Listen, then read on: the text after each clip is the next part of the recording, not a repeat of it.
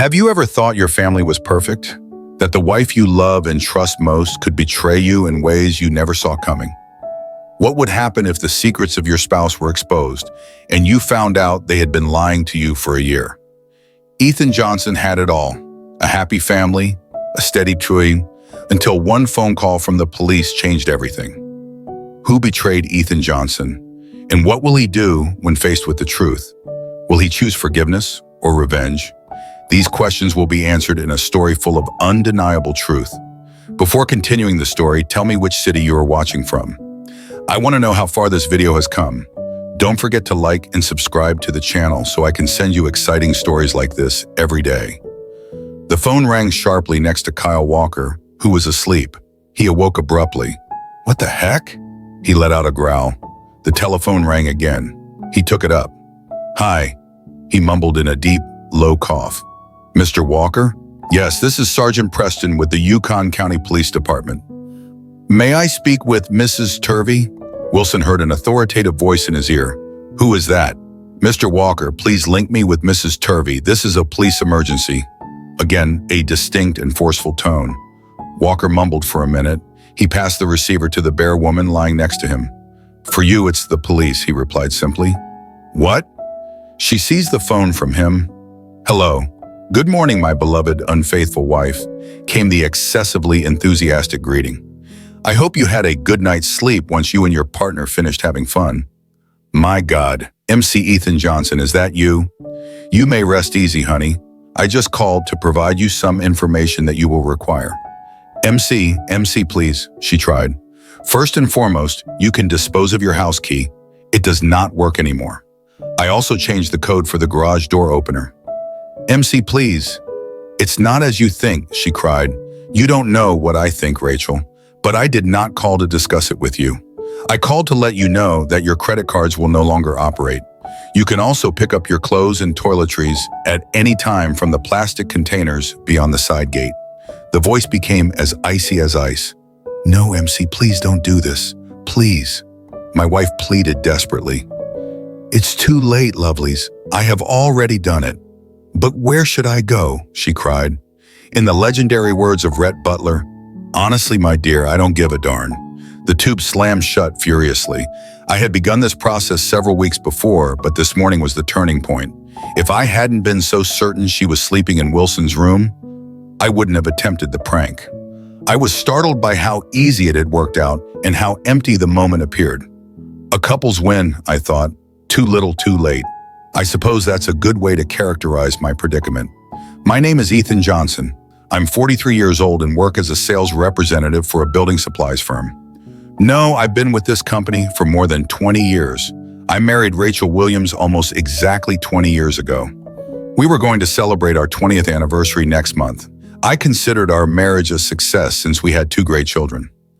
Our first angel, Sophie Wilson, was born a year and a half after we married, followed by our son 2 years later. I had an unconditional love for my wife and children. They were the essence of my existence. No guy could be more proud of his family than I was.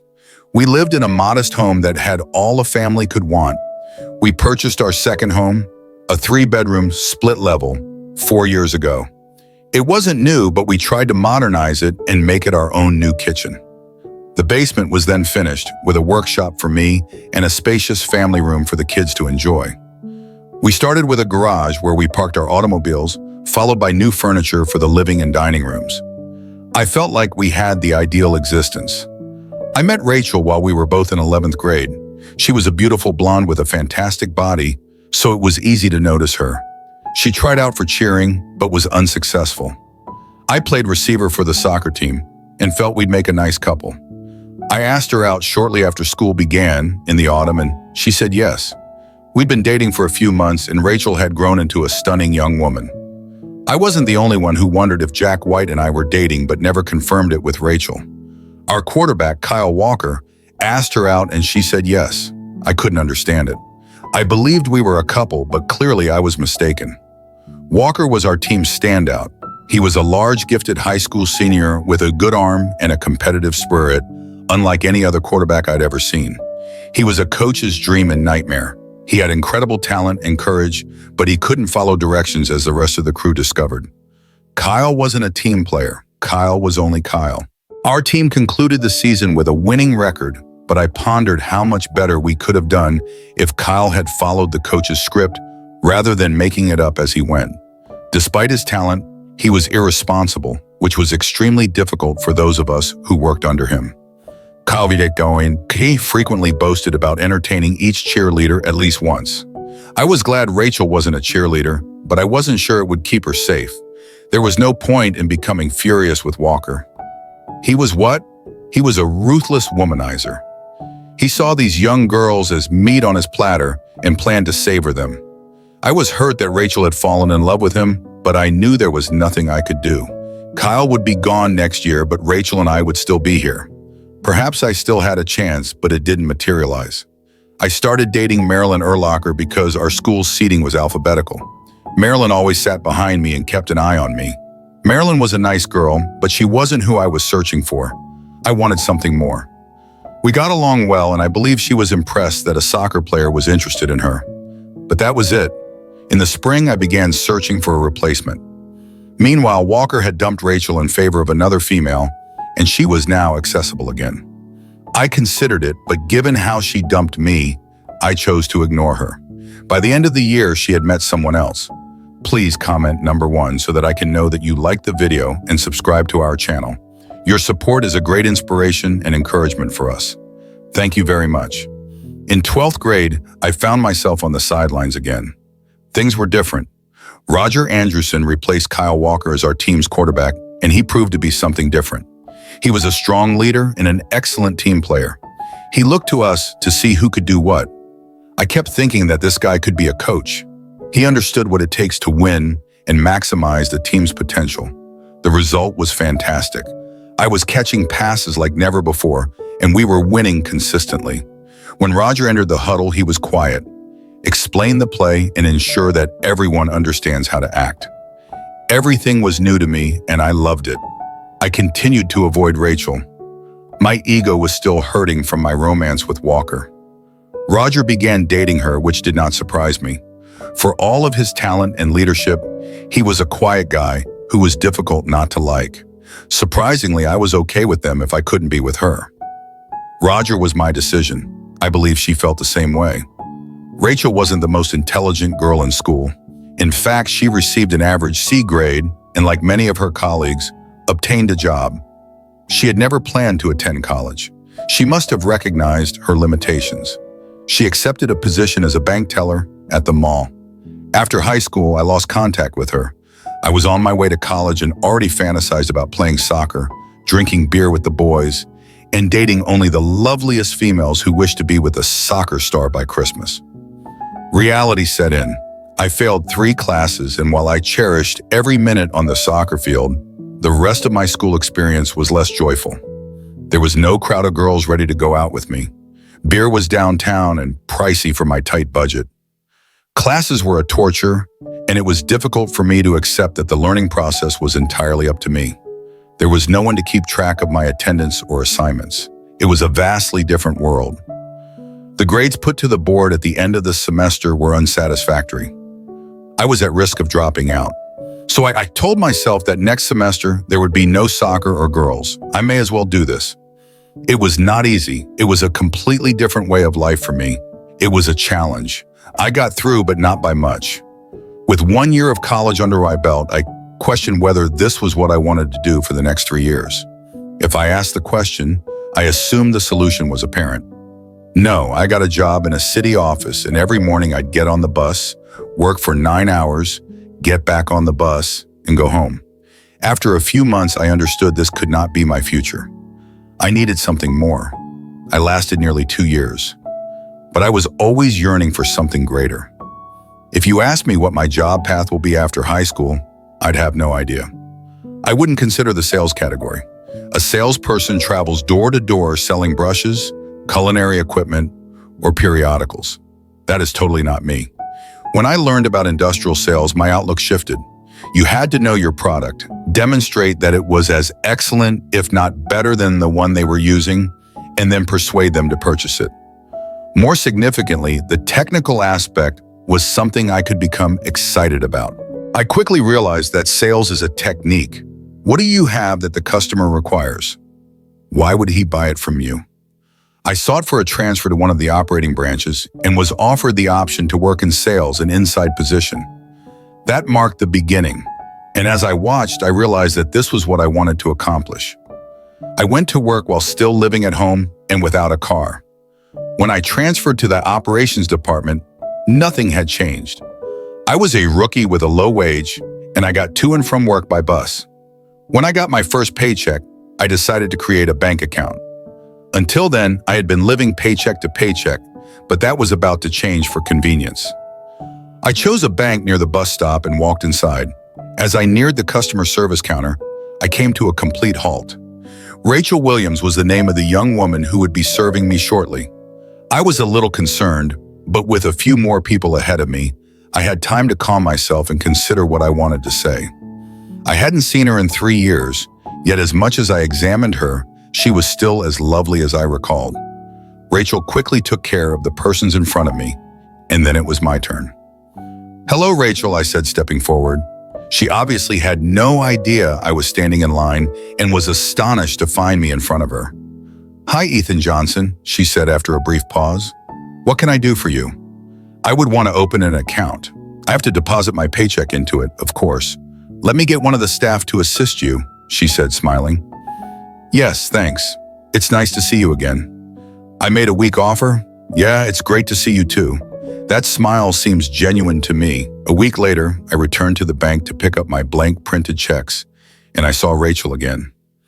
This time I noticed she was strolling down the street, delivering mail. I studied her while I waited in line and wondered what was going on in her life. There was only one way of finding out. After picking up the box of checks at the service desk, I looked around for Rachel and noticed she was standing behind the side counter, clearly doing nothing. I walked up to her. "Hello again," I replied, smiling. "Hey, how are things going?" she asked. I remembered her grin from when we were dating. She was genuine, honest, and incredibly attractive. "That is okay. I currently work for Polar Industries. I work in sales," I offered. "Well done. Do you like him? Does he have a promising future?" she inquired, seeming intrigued. "Yes, I enjoy the firm and the items it offers. I believe I'm lucky." "Good. Ethan Johnson. I am delighted to hear that. Rachel, do you want to have coffee with me or anything else?" I asked hesitantly. "We may catch up." "Sure, that'd be nice. I will be free in a few minutes." "Why don't you wait for me and we could visit the coffee shop next door?" she suggested. "Great," I answered with a big smile. "I'll be waiting out front on the bench where we started our reunion, and after a few dates, we were back where we were." I was 21 years old and had just started my work, and Rachel was seeking for a husband. I proposed the next spring, and she agreed. We got married a year later in May, and we were both quite thrilled about our future. Sophie Wilson was born around a year and a half after we married. She was a daddy's girl since she was born. When she was younger, if she was down or sobbing, I would scoop her up in my arms. She'd calm down, grin at me, and everything was okay again. I'd always believed I wanted a son, but Sophie Wilson was everything I could have hoped for. We have a son. 2 years later, Jack White was born, and I was as thrilled as any father could be. Rachel was Jack White's special parent, whereas I was Sophie Wilson's special parent. It was the ideal family, I thought. Rachel frequently told me the same thing. She seemed pleased and content with our life. She told me we had our moments, but they didn't last long, and I knew I was lucky. I had an excellent wife and 2 great children just after Sophie Wilson was born. I was thrilled when I was assigned a sales region. I took to the job like a duck to water, and within a few years, I was earning nearly double what I started with. Success generates success, and now I'm earning far more than I thought when I started at Polar. 5 years later, we were able to purchase our first home. It was a modest home, but it was entirely ours. She spent hours leafing through magazines looking for the proper items. Sophie Wilson and Jack White both contributed. However, it was Rachel who decided the decor and colors. I just stood there admiring how my family had come together. We celebrated our 10th anniversary at the same house, and approximately 30 people attended the party. I was proud of my accomplishments, but I was most proud of my family. My children were well behaved and thrived at school. My wife was an excellent homemaker and mother.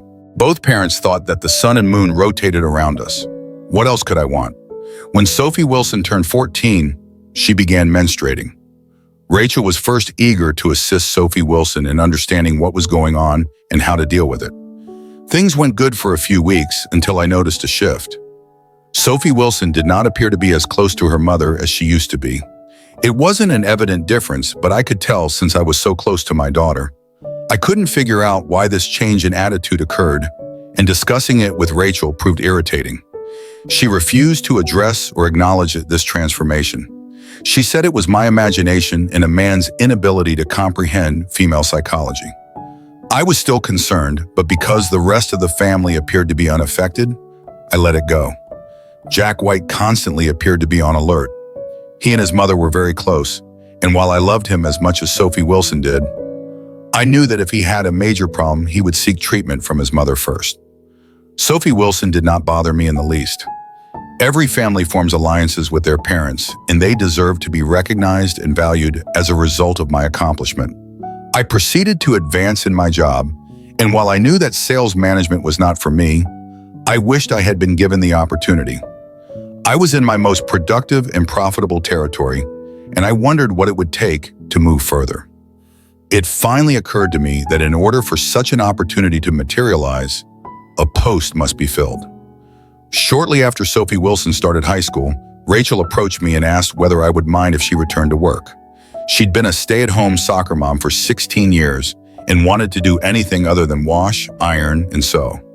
I couldn't think of a single reason why not, but I asked her to make sure that whatever she selected didn't interfere with the children's life or our ability to spend leisure time together. She reassured me that it would not impede. Please pause for 2 seconds. Please don't forget to like this video and subscribe to the channel. Your support is a great inspiration and encouragement for us. Thank you very much. After a few months of looking, she obtained a position as a receptionist at a car dealership. It wasn't full-time, which worked well for both of us. She had to work there every morning from 9 a.m. until 1 p.m., Monday through Saturday. Since I was playing golf on Saturday mornings, I believed that schedule would be ideal. It didn't pay well, but we didn't go hungry, and her extra money could be utilized as vacation pay. If it suited her, it also suited me. Our lives proceeded for a few more years until one day Rachel returned home with an unsettling message.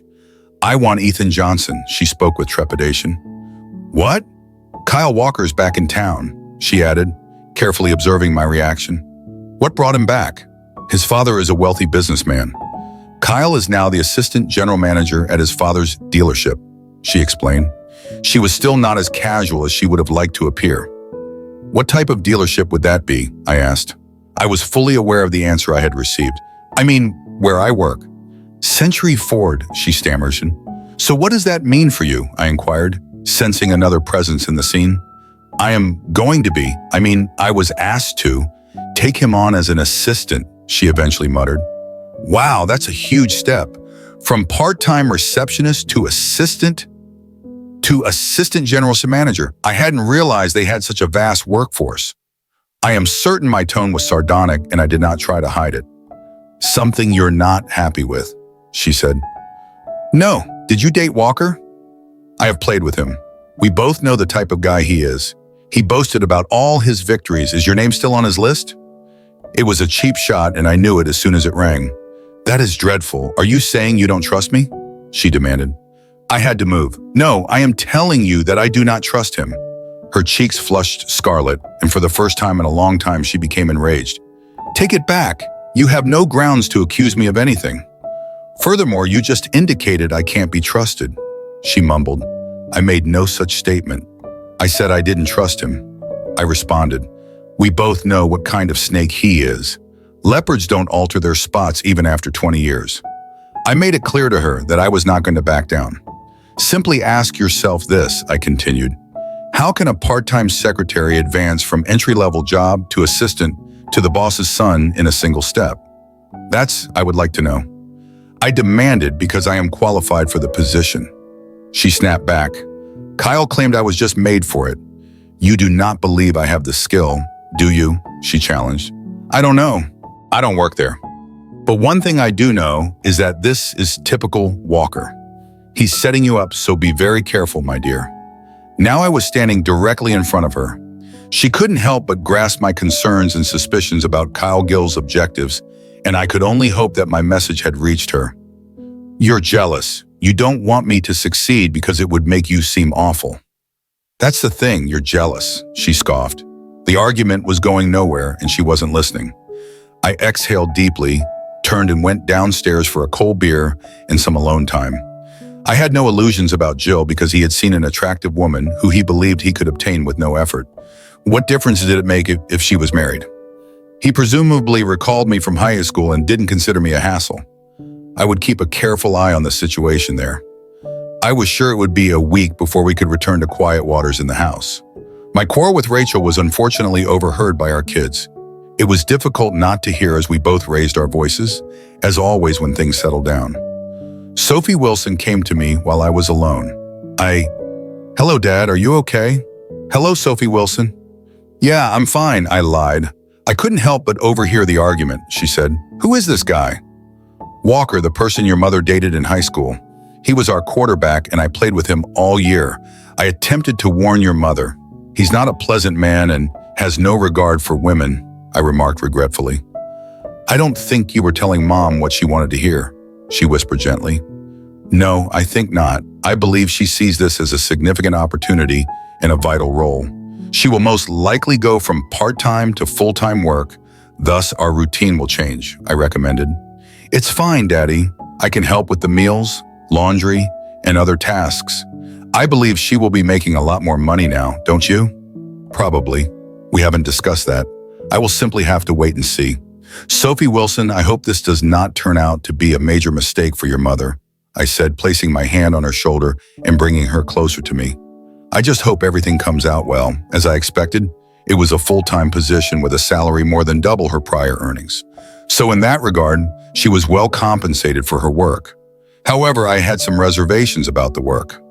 I carefully asked Rachel what she did during the day. She responded vaguely, but what I heard was quite unorganized. If I understood what she was saying correctly, it seems that she had to resort to when Walker phoned. As time passed, I became less concerned about her employment. She left for work just before 9 a.m. every day and returned home shortly after 5 p.m. No overtime or special assignments, just ordinary work. As a result, we did not have to make significant sacrifices. My workday was longer than hers, and I frequently arrived home after 6 p.m. and left at 7 a.m. I wasn't home before anyone was awake, so my family time was limited to the evenings and weekends. Our love life was never very hot. It simply wasn't Rachel. We did it a couple of times a week, but it was nothing special. I tried to pique her interest in other more unusual activities, but she was simply uninterested. I couldn't complain since we did this twice a week. After Walker arrived, I kept a tight eye on the changes in our romantic lives. However, there was nothing extraordinary about it. We were doing essentially the same things we had been doing before.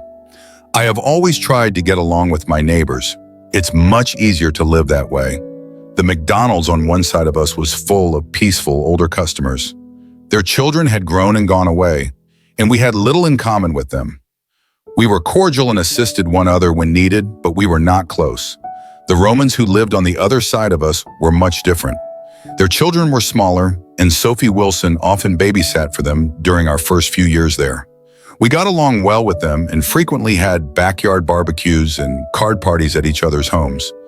Chris Turner and Lauren were arguably our closest buddies. Chris Turner was an accountant for the town's large General Motors dealership.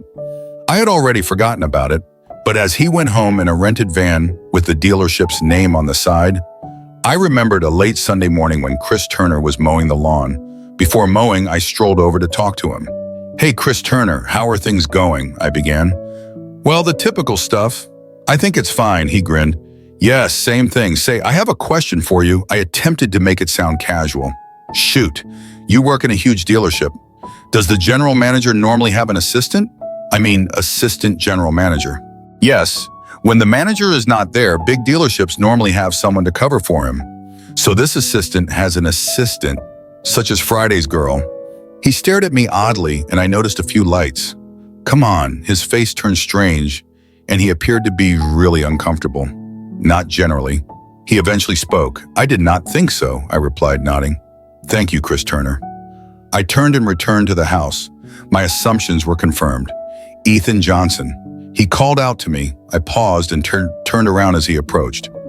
"I know what you are thinking. I have a few acquaintances there." "Let me see what I can find out about Cute," he replied quietly. I looked at him for what seemed like a long time, then nodded. "Thank you again." I am not sure why, after all this, I asked Chris Turner the question. Well, perhaps I was terrified of the answer. There was no indication that anything was going on, but I guess the thought had crossed my mind, and it still is. Chris Turner knew who Rachel worked for in her position, but he never mentioned it. I just dumped him, and he reacted as a true friend would. Even though Rachel was no longer at work on Saturday morning, I continued to play golf early. The Saturday after my conversation with Chris Turner was cool and windy, but it didn't rain. I played with our usual foursome, and none of us played very well. The wind exacerbated the cold, and none of us were really comfortable. Well, we were all relieved to conclude the round and return to the clubhouse as we normally did after the changeover. We'd meet on the 19th hole, and the winners would toast the losers. Today, my partner and I were declared winners. As I entered the room, I noticed Chris Turner Baker seated alone at a table near the TV. He was enjoying a drink when I approached him. "I didn't realize you played golf," I replied with a smile. "I do not. You understand me better than that." He laughed. "What brought you here?" I inquired, almost anticipating the answer. "I wanted to talk with you alone," he spoke suddenly. "Serious?" I nodded. I was positive that was it. "Give me a minute to settle with the winners, and I'll be right back." So it didn't take long for me to buy drinks for the boys and explain that I needed to excuse myself to meet someone. 5 minutes later, I was seated at Chris Turner's table. "So I can only assume you've heard about my recent question," I replied, leaning back in my chair. "Yeah, I wish the news were better."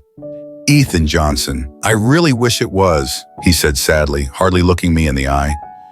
"Give it to me straight, Chris Turner. I can handle it," I said with more confidence than I felt at that moment. Walker is probably the most unpopular guy at this dealership. People I've talked to consider him a leech on the side of the business and completely useless. Well, he goes around and pisses off everyone he encounters. He has nothing to do because no one wants him to do anything. He'll just screw things up, as he's demonstrated many times before. Chris Turner stopped and sipped from his glass. "No surprise there," I said, trying to remain calm. "So where's Rachel?" He looked at me with the most haggard look I'd ever seen on his face. He really didn't want to tell me what he was going to tell me. "Rachel sits in his office most of the day, occasionally typing letters and bringing him coffee. The only time she asks fast is when old man Walker shows up and she quickly disappears into the parks department or the employee break room. When the old man leaves, everything goes back to normal." "Well, this is me," says. "I guess old Walker doesn't know about Rachel and her mysterious work," I said sullenly. Chris Turner only nodded, then he paused and I realized there was more to it. "Spit it out, Chris Turner." "I won't bite," I promised. The two of them go out to lunch about twice a week. They leave just before noon and do not come back until 2 or 2:30. "Since she's been there," said I finally, shocked. "No, it started a few months later," he suggested. "One day, one of their slick salesmen followed them. They went to the Carlton Hotel on Banner Road." "That's a long way to go for lunch," I suggested Ethan Johnson. "There's no restaurant at the Carlton," he said in almost a whisper. I felt everything inside me clench. Well, this is locked in place, unable to move. I could hear my intermittent breathing trying to get my thoughts in order, although I suspected this might happen. I wasn't prepared for it. I cannot remember how long it took before I was able to form a coherent thought. "I'm sorry, Ethan Johnson. I really didn't mean to be the guy who," he muttered. "I know," I whispered. Hopefully, I didn't want to hear it either. We had another drink with Chris Turner and reminisced about the good times our families had spent together. There were many happy memories, but it felt like we were saying goodbye to each other in a way. I think we both realized now that things would never be the same again. Well, this could feel that pain in my gut, and it hurt. I drove home, preparing to see Rachel and pondering how I was going to handle this revelation. I had been strangely calm with Chris Turner, and it seemed odd that I would be able to handle this devastating news. I tried to imagine any scenario that would make their afternoon visits to the Carlton anything other than sexual, But I realized it was unlikely what was on the surface was still there. It wasn't until I was halfway home from the golf club that I started to get angry. My head was spinning with 1,000 random thoughts all at once, and my emotions were in turmoil. Before it all started to boil down to one horrible fact, she had cheated on me, and cheated on me many times. I was a fool, even though I knew the possibility existed. She made a fool of me and didn't even blink an eye without feeling the slightest sense of guilt. Day after day, she made me a cuckold. It was then with that realization that the anger began to build. I pride myself on being rational and not prone to rash behavior. I pulled over to the curb a few blocks from my house because I knew I was in no condition to walk into my house and confront Rachel. Moreover, it wouldn't be the smartest thing to do. In fact, I was pretty sure it wasn't. If I thought it was just a one-time fling, I could get over it and we could move on with our lives. I wish it wasn't. Apparently, it had been going on for a year all this time. Rachel had been playing the role of a happy housewife with a loving family. It was a deception of a very high order. Sitting in my idling car, I decided that this called for a very high order of payback. I will act as normal as possible, but on Monday I will start the process to end this farce and get my revenge. I am determined that I will cause Kyle Walker and Rachel Williams-Turvey as much harm as possible. I will act according to the rules and the law, but I will do everything I can to bring them both down. The rest of the weekend passed with excruciating politeness on my part. I was tight-lipped, not allowing my anger and frustration to spill out onto my family. There was plenty of time for that when all the pieces of the puzzle fell into place. I counted the hours until Monday morning, when Monday finally came. I got up earlier than usual and left the house well before 7.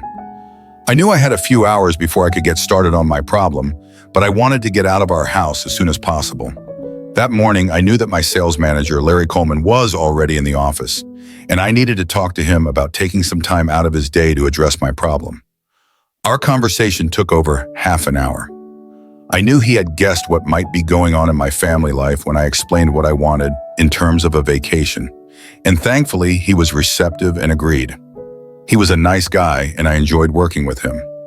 Just after 9 in the morning, I called Andrew Carter, our family lawyer, and asked for advice on a family matter. I knew it was not his specialty and was not surprised when he referred me to Victoria Pierce. I had met Victoria in passing once or twice and had heard she was a very good divorce attorney.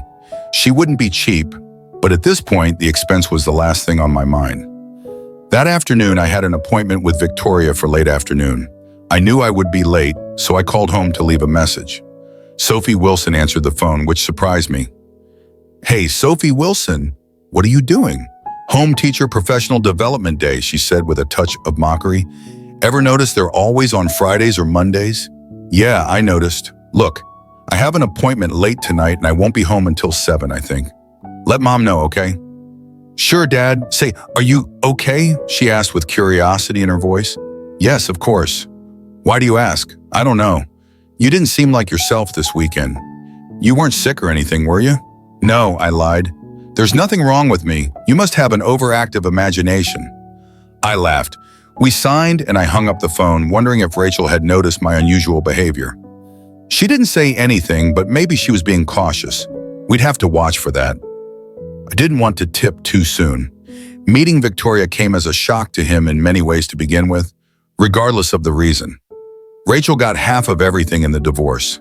The house, the cars, everything. The only good news was that her income was such that I probably wouldn't have to pay alimony if I could prove infidelity. Judging by her reckless behavior, I doubted I'd have any trouble getting proof. As for the children, I would have to prove abuse, neglect, or some other horrible crime to get custody in this jurisdiction. Children were almost always given to the mother. Sophie Wilson was 18 and could make her own decision. Jack White was only 16 and would have to spend almost 2 years with his mother. I felt bad, but Victoria said I probably couldn't change anything. That's just the way the system works. That's when things got interesting. Victoria knew of my overwhelming desire to punish both Rachel and Walker, and she said she could help. Since Walker was her boss, I could sue both him and the company. He worked for his co-defendants in the divorce case. In other words, since so many people knew about their little game and did nothing to stop it or record it, We could sue them for a very large sum of money. Better yet, none of that money would go to Rachel. Victoria said she would make inquiries about Century Forward and begin the paperwork for the divorce proceedings. At this point, the reason for the divorce remained open. I was to decide whether it would be irreconcilable differences or infidelity. Victoria suggested that since their liaisons were so predictable, it would not be difficult or expensive to get some photographic evidence to solidify case. I told her I would think about it when I got home that evening. A happy Rachel greeted me, informing me that my dinner was already in the oven, and she poured me a glass of wine. I was immediately suspicious. Such behavior was unusual for her. I went upstairs, changed my clothes, washed my face, and went down to dinner. When I sat down at the table, Rachel sat down too, also with a glass of wine.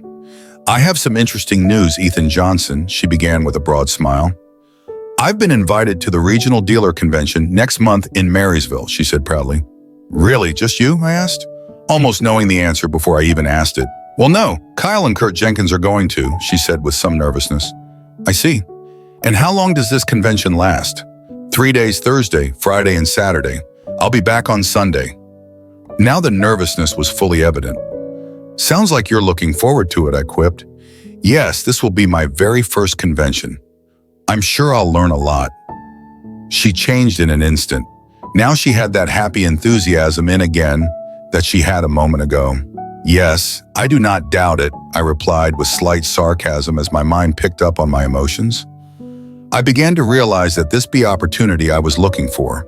She almost set herself up to be caught. "So you're okay with that?" she asked uncertainly. "Yes, dear. I do not mind. I trust you. I know you won't do anything inappropriate," I said with as straight face as I could muster. I saw the blush on her face for only a moment. She stood up, leaned across the table, and kissed me. "Thanks, Ethan Johnson." I finished my meal in silence, and Rachel went back into the living room to watch some mindless TV program. I found it strange that I wasn't upset or angry or anything. I was numb. I had just let my wife out of town for 3 days and have fun with some butthole I hated, and I felt nothing. The next 2 days went fine, just normal. I got through my work, but my mind was a mess of thoughts, and I wondered how it was all going to turn out. I started thinking about Jack White and Sophie Wilson. What would they think? How would they react when I destroyed their mother? Would they hate me? I couldn't think of a way to protect them from what I was about to do, other than to call the whole thing off and let Rachel continue doing what she was doing. Deep down, I knew I would never let that happen. On Thursday morning, Victoria called me at the office and asked me to meet her in the afternoon. We set the time for 3, and I arrived early. I wanted to bring her up to speed and start the process. I made a few decisions. "Victoria, something interesting happened for Monday. Rachel told me that she's been invited to attend the Regional Ford Dealer Convention in Marysville in 3 weeks. It won't surprise you to learn that she'll be going with Kyle Walker and another guy from their office." I paused, waiting for her reaction. "You're right, there's no surprise at all. My sources say the whole thing was set up a long time ago." "I guess she finally got up the courage to tell you on Monday," she said calmly. "Yes, Monday." "How did you know?" I asked with a smile. "Well, it's a trade secret, but let's just say she's not as smart as she thinks she is." Victoria grinned. "I've decided we should try to get some pictures. Will that allow us to file an infidelity report?" I asked. "Yes, definitely. Now we know they use the same room in the same hotel every..."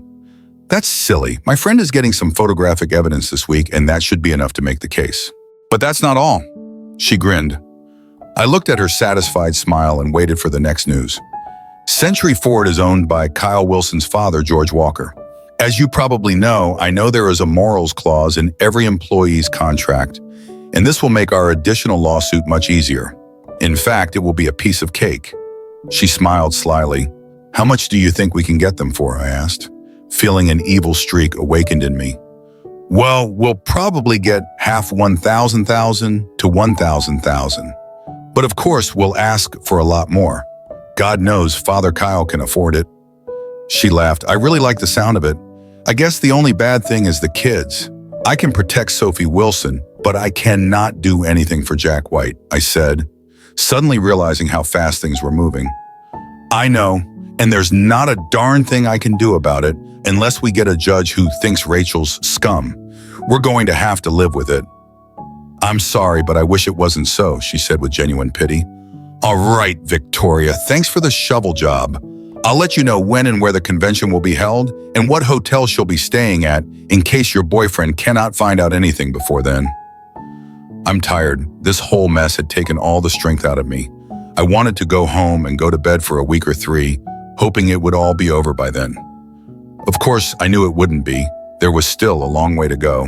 I managed to get through the next 3 weeks without arousing Rachel's suspicions. Maybe she wasn't paying attention. Or maybe she was just so sure of herself that she didn't worry about it. On the eve of her departure, she had packed and carried her suitcase and travel bag to the front door, preparing to leave in the morning. She had no idea what this weekend had in store for her. When I got up Thursday morning at my usual time, Rachel was already up and eating breakfast. She was definitely anxious to get going, and she was pacing nervously around the kitchen. "You're up early?" I remarked coolly. "Yeah, I just wanted to make sure everything was taken care of before I left." "Do not worry about it. Sophie Wilson will take care of the housework, and I'll help her on the weekends." "I take it you'll be home Sunday morning," I offered. "I'm not sure if it will be in the morning or afternoon. We'll have to wait and see. It's Kyle's car, so I'll let you know," she said hesitantly. She avoided my gaze. She knew what she had to do, but she didn't want to look me in the eye and admit it to herself. She couldn't know that there was no getting away from this weekend. "Have a good time and behave yourself," I said without a fraction of sarcasm. She gave me a brief glance, then continued her uncoordinated activity. I couldn't remember ever seeing her so nervous. "Do not help." She sensed the change in my attitude and was afraid I might recognize or suspect something I couldn't tell. I finished my coffee, kissed her lightly on the cheek, and left for the office. All day I wondered if she thought I knew something.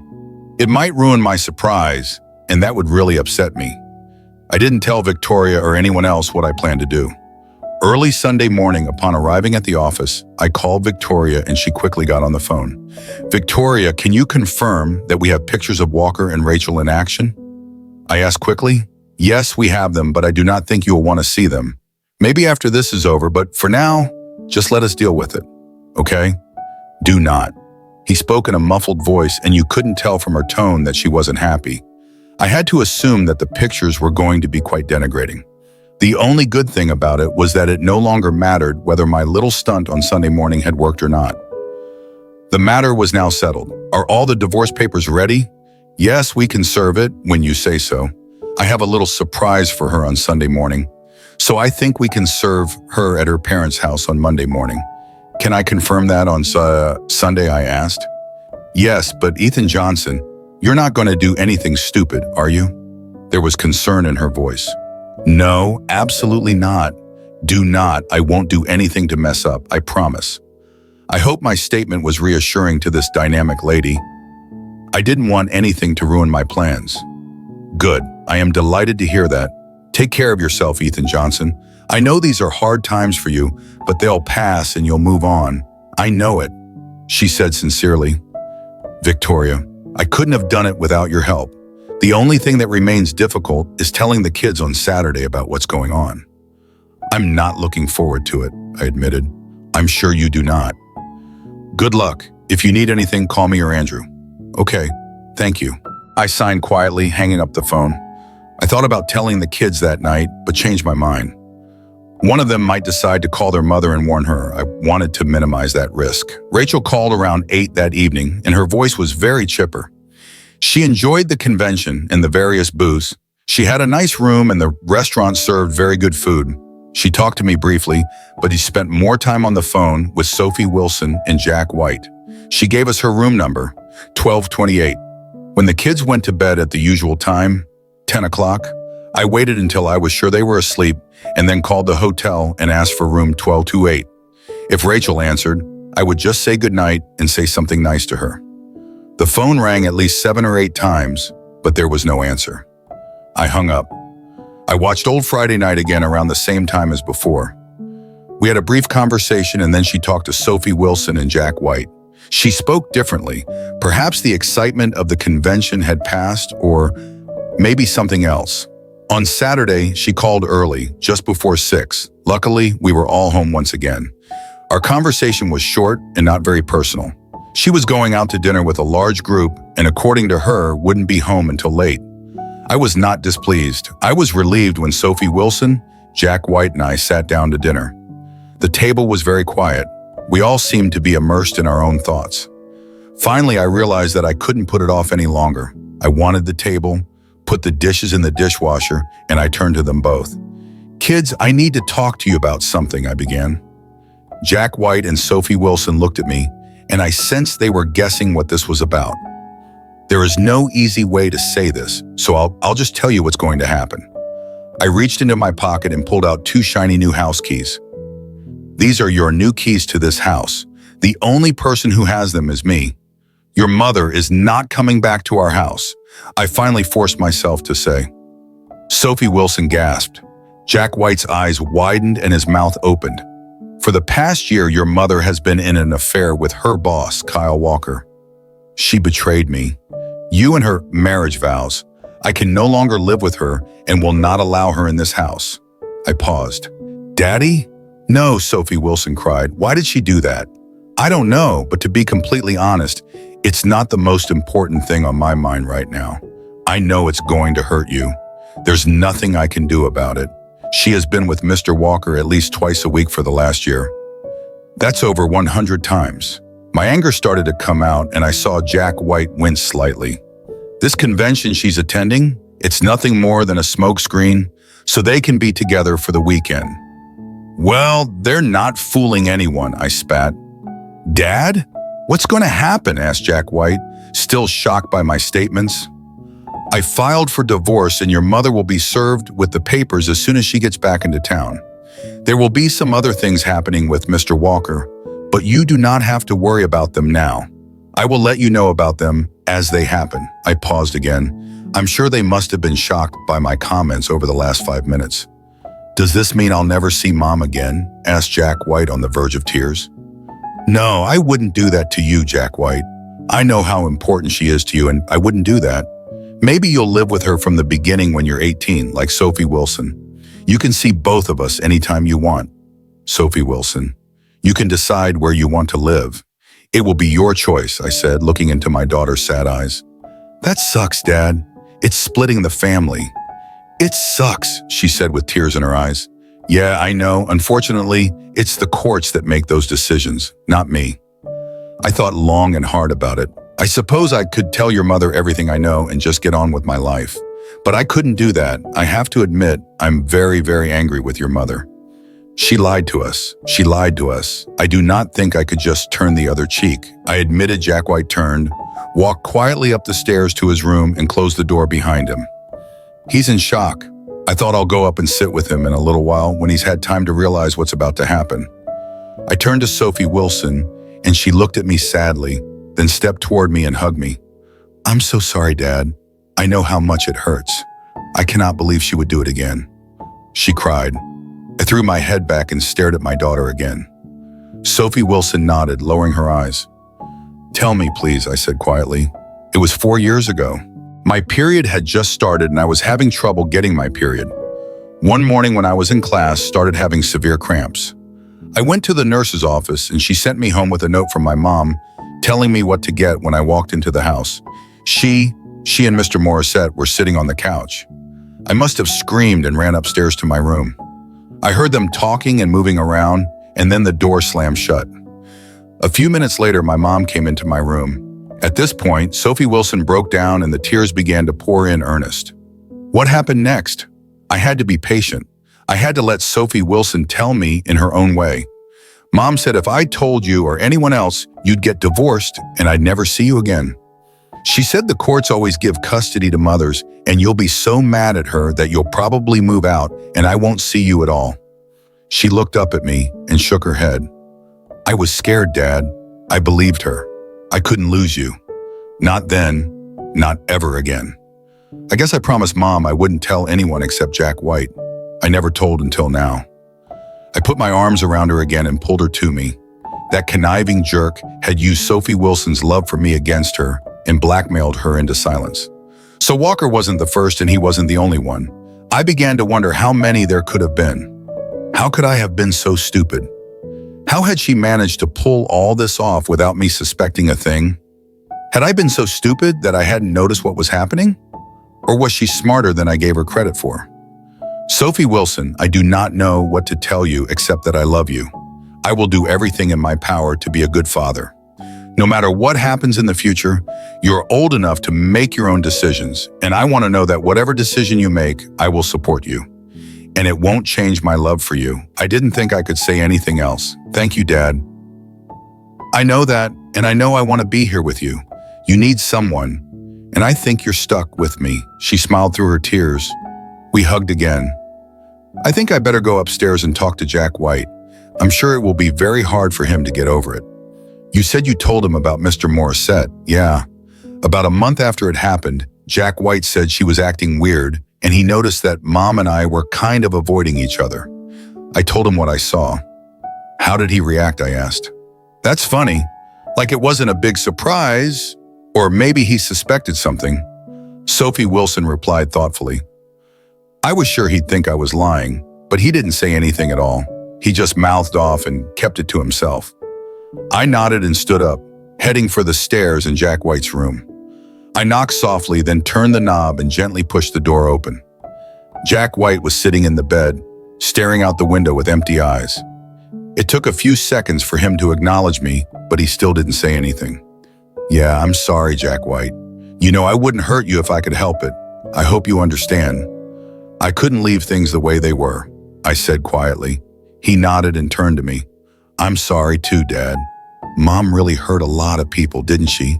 He said in a barely audible whisper. Yes, I do not know what will come of all this, but I'm sure your grandparents be very upset with you, I replied. Why, Dad? Why? I have no idea, Jack White. She's never once hinted to me that she's unhappy or dissatisfied with her life. Not a single hint, I repeated. I hate her, he suddenly muttered.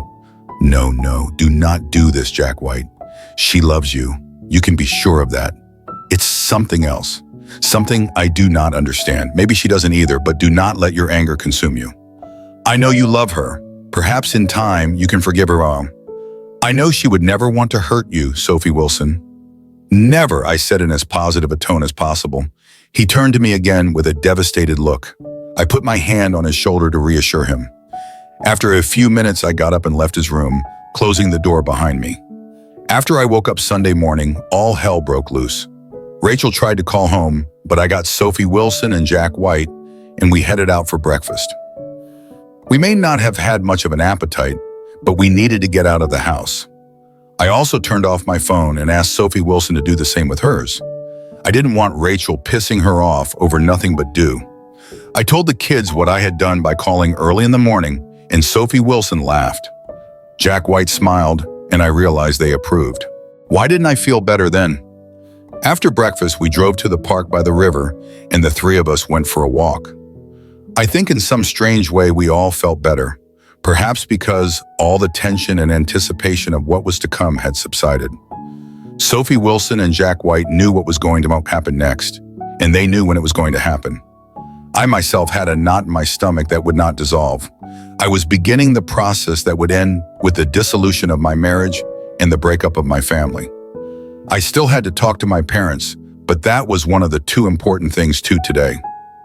Of course, I would also call Victoria and tell her what I had done. I dreaded talking to George and Amy Williams, Rachel's parents. We were close and they adored their grandchildren. I wasn't sure how they would take the news or which side they would take. I decided to leave it at that until Rachel could decide for herself. She needed a place to live, and I suspected she would run home. I called Victoria Pancreas first. I told her about my little stunt, and she too laughed at my recklessness. Now that's something I'd never want to get. She grinned. I hope you enjoyed yourself, Ethan Johnson. Not really. Cheap revenge, I guess. But now she knows. And she knows some of the consequences. I said, noticing the note of anger in my voice.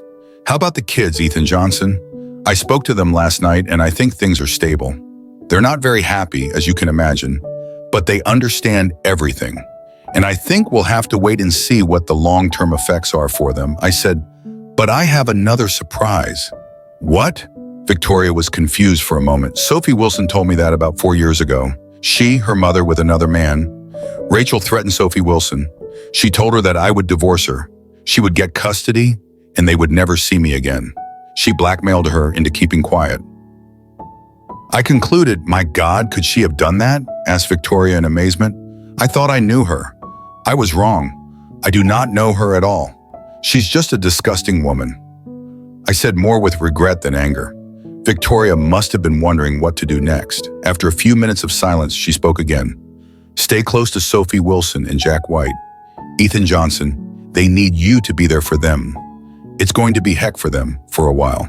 Be there for them, she concluded. Thanks again for your help, Victoria. As soon as I know where Rachel ends up, I'll let you know and you can serve her. We signed and I slammed my cell phone shut. It would be much harder to reach my parents. The conversation with my parents was mercifully short.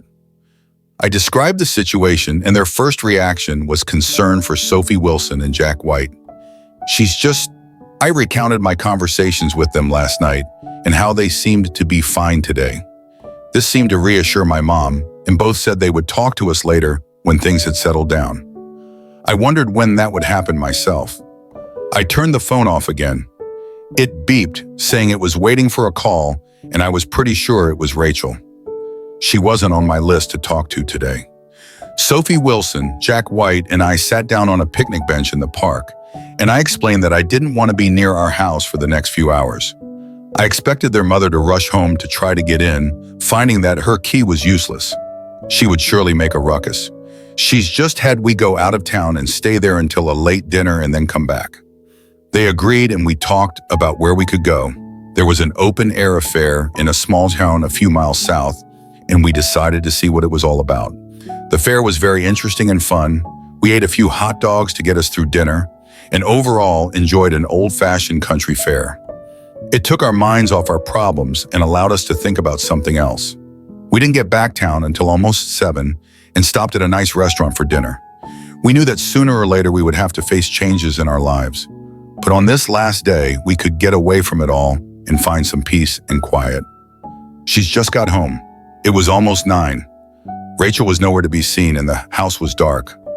I parked the car in the garage and we went inside, turning on the lights as we went. Nothing had changed in the house since we'd left for breakfast that morning. The children went to their room and got ready for bed. I turned on the TV, but there was nothing interesting on, so I went to bed too. It was a restless night for me. I didn't know what tomorrow would bring. I knew that my phone call and serving the divorce papers would have consequences. It was only a matter of time. I had the phones when I got up Monday morning. I didn't expect to hear from Rachel so early. I was wrong. Almost immediately, the phone rang. We didn't have ID, so I had no idea who would be calling this early. I decided to tempt fate. Hello? It was a cautious greeting on my part. Mike, please, we need to talk. I was Rachel. Of course, what is there to talk about? I asked in a low voice, trying not to disturb the children. My God. MC, I'll tell you what I can explain. It's not as you think, she moaned. That's the second time you've said that. What do you think? I think I challenged. It wasn't like a novel. It was just a stupid mistake. Do not ruin our marriage over a stupid mistake, she pleaded. You must think I'm the stupidest person on the planet, Rachel. I know for a fact that you've been having fun with Butthole Walker for a year, no less. And now I know that Francis Morissette is one of your buddies. We got pictures and all the proof we need. It won't be pretty, Rachel, and you have no one to blame but yourself. I promise you it will be ugly with those words.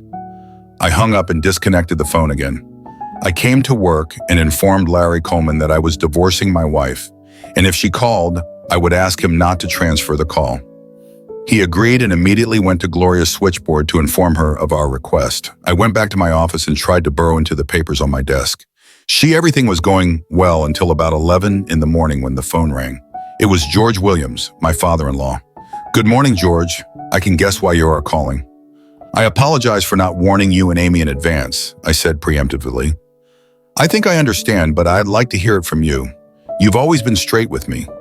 So tell me what the heck happened, he asked reproachfully.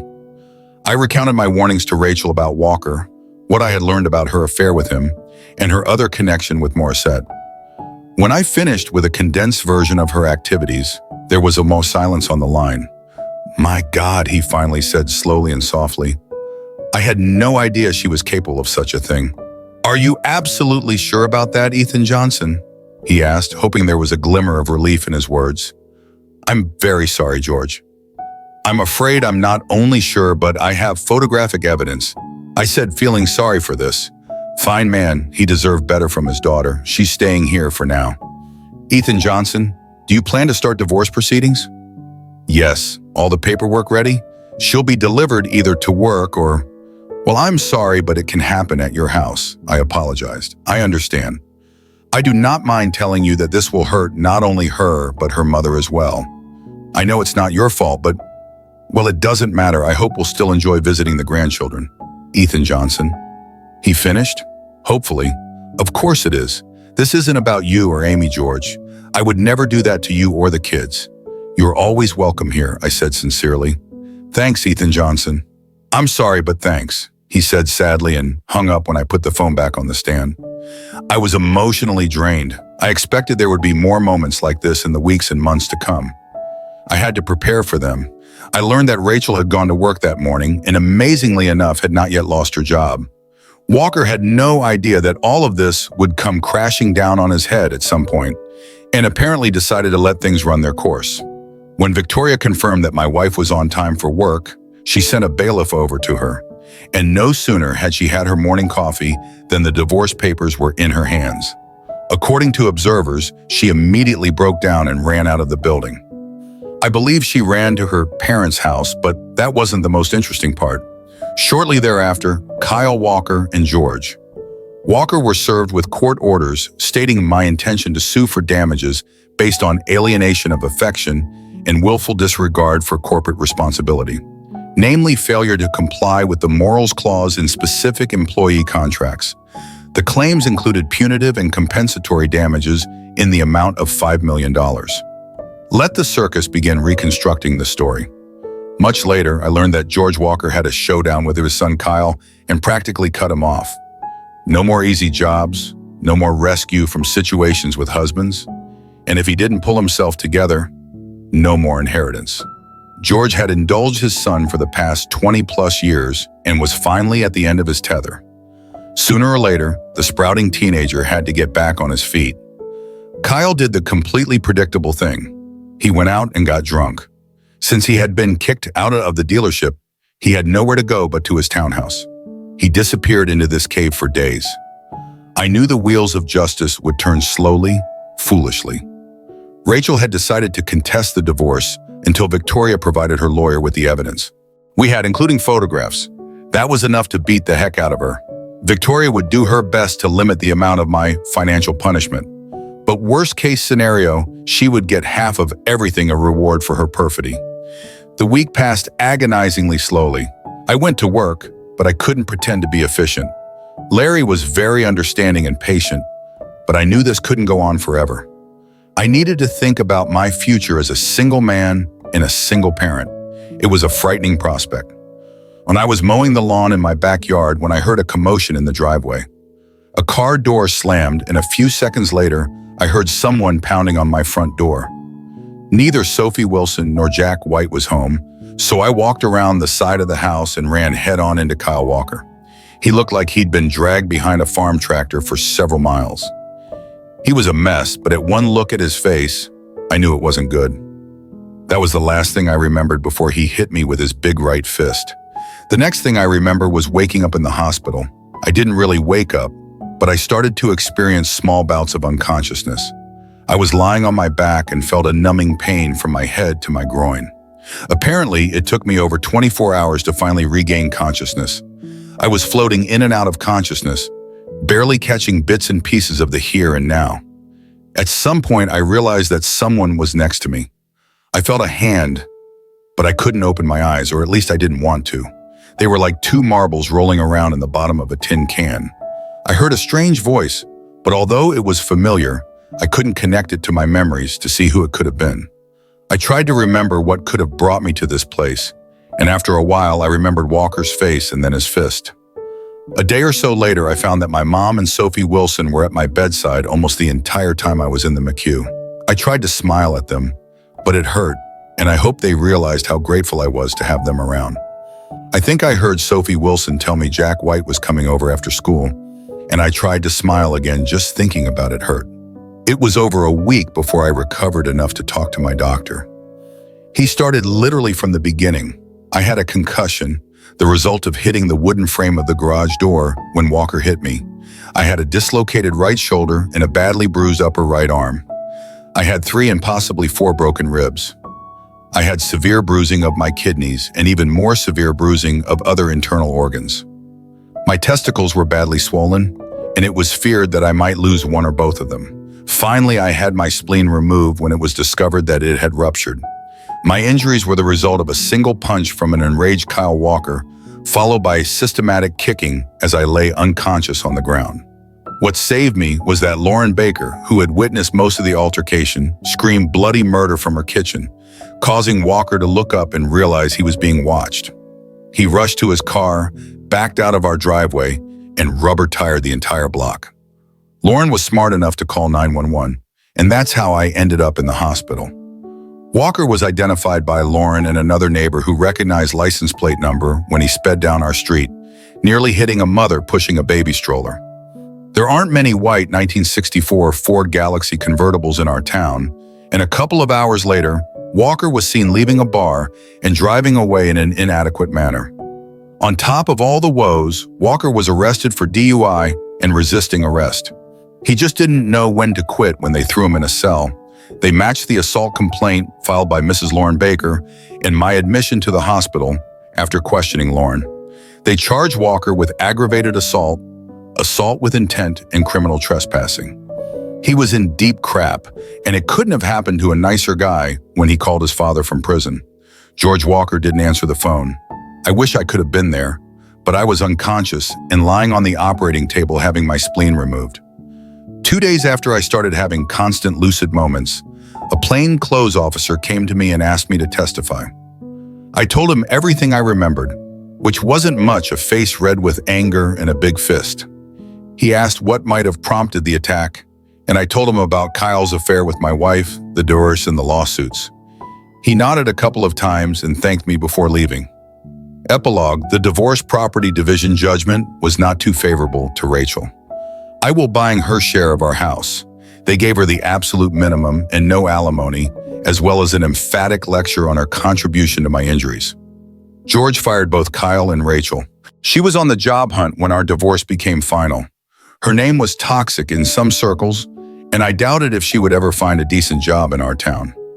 Jack White lives with Rachel, but I understand from Sophie Wilson that their relationship is not what it used to be. I see Jack White every week on weekends. We got a break from the judge. He seems to be getting stronger, but he's not the same kid I remember from better times. Sophie Wilson is Sophie Wilson. She's my girl and makes sure I'm on top of things. She manages the house, my diet and exercise program. If I didn't know better, she could have been my mother. My folks have been a pillar of support and helped us when needed. They have no idea how important that was in the last few weeks. I just didn't need any more pressure. George and Amy, thank goodness, have remained friends. They are deeply disappointed in Rachel, but she is their only child, and they feel obliged to support her in her time of need. Having been around is a big plus for them. They are spoiling him in a way, but I do not mind. I just want Jack White to get through this and come out of it in one piece. Sophie Wilson stops by to visit. She and her mother talk to each other again, but I get the impression it's an awkward at best. The lawsuits, of course, will never go to trial. They have Knox. Gibson won't let that happen. According to my lawyer friends, Dave and Victoria will settle for a very large sum, and I'll be secured for years to come. Even after taxes and legal fees, I already know I'll be able to take care of Sophie Wilson and Jack White's college tuition and provide them with a car. At least some good will come out of this whole mess. Physically, I have recovered as much as I can at all. I lost my spleen, but my kidneys, ribs, and shoulder are almost healed. I go to physical therapy 3 times a week and will continue to do so for a while longer. I still have pains that come and go daily. The doctor thinks my testicles are 80% functional, but I haven't had a chance to have them tested yet. They have? Haven't. I I really do not have much enthusiasm for the opposite love right now. When I have the money from the trial, I intend to buy Chris Turner and Lauren something special. Chris Turner has been there for me when I needed him, and Lauren may have saved my life. Nothing will be too extravagant for these two. What happens next? I ask myself regularly. I'm still reeling from what Rachel did to us, but I suppose in time, I'll get over the worst of it. I quit. Polar Industries at least tried to. Larry didn't want to hear about it. Instead, he was giving me an indefinite leave of absence.